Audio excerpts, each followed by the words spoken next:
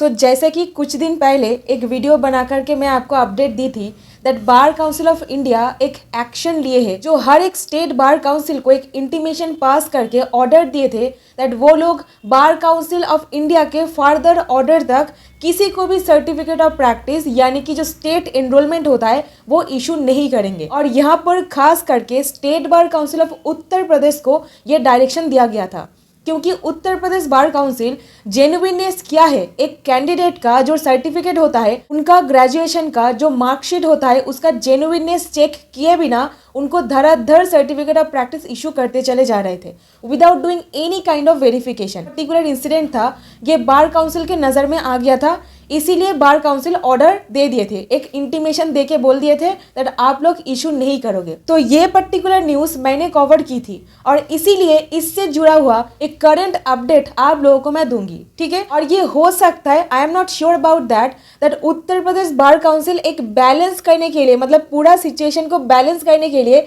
एक बहुत ही अच्छा गुड न्यूज़ सारा का सारा जो कैंडिडेट्स है उनके लिए लेकर के आए हैं, ठीक है। और वो क्या है, देखिए, उत्तर प्रदेश बार काउंसिल एक नोटिफिकेशन जारी की है और ये रहा वो नोटिफिकेशन। इससे अकॉर्डिंग दैट जो सारे कैंडिडेट्स अपना एनरोलमेंट करवाए थे 2020 में, 2020 में, उनका जो सर्टिफिकेट ऑफ प्रैक्टिस है, मतलब जो आईडी कार्ड भी आप बोल सकते हो, और इसका वैलिडिटी कितना टाइम तक रहेगा, 2 साल तक, यानी 2022 तक, राइट। क्योंकि स्टेट एनरोलमेंट मिल जाने से 2 साल के अंदर अंदर आपको ऑल इंडिया बार एग्जामिनेशन क्लियर करके सर्टिफिकेट ऑफ प्रैक्टिस लेना होता है, राइट।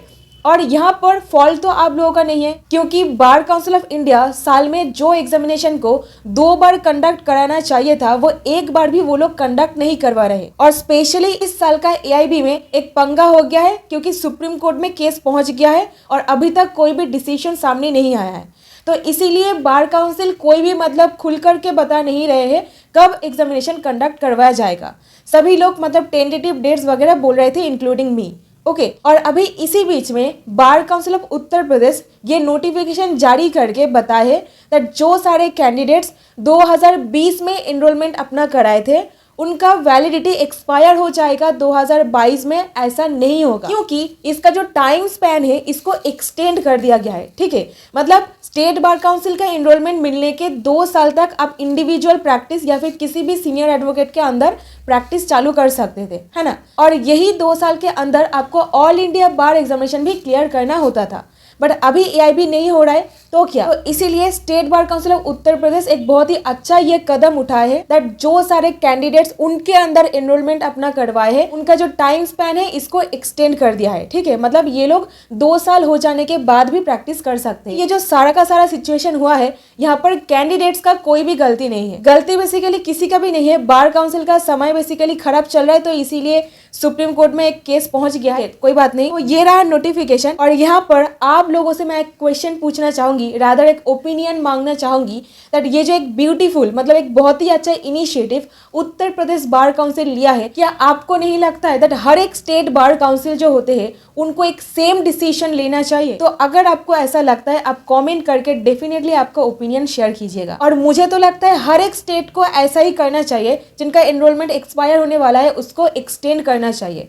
आपका क्या ओपिनियन है आप जरूर कमेंट करके बताइएगा। इसी बीच में आप लोगों को एक और मतलब फॉर्मूला मैं आपको दे देती हूँ जिन लोगों को अभी तक नहीं पता, और वो है आपका लॉ ग्रेजुएशन का सर्टिफिकेट, और वो भी एक बार काउंसिल ऑफ इंडिया के द्वारा अप्रूव्ड यूनिवर्सिटी से, प्लस स्टेट एनरोलमेंट, मतलब स्टेट बार काउंसिल का एनरोलमेंट, प्लस आपका ऑल इंडिया बार एग्जामिनेशन क्लियर करना, इसको दे करके सर्टिफिकेट ऑफ प्रैक्टिस का मिलना, ये सब कुछ मिल करके हो जाता है एक एडवोकेट बनने का फॉर्मूला।